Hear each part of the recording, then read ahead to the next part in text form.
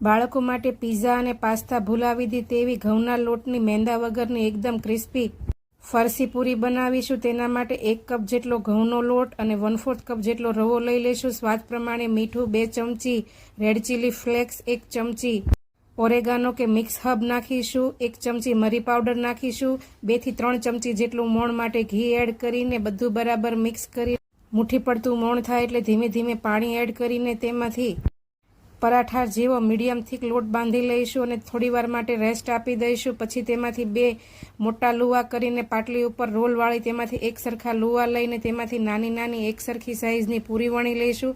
કાંટા ચમચીથી તેમાં રોલ કરી લઈશું જેથી તળતી વખતે પૂરી ફૂલે નહીં। મીડિયમ ગેસની ફ્લેમ ઉપર તેલ ગરમ થાય એટલે તેમાં ધીમે ધીમે પૂરી એડ કરી બંને બાજુ ઉલટ પુલટ પલટાવીને એકદમ ક્રિસ્પી થાય ત્યાં સુધી તળી લઈશું। તૈયાર છે એકદમ ક્રિસ્પી પૂરી। Enjoy it.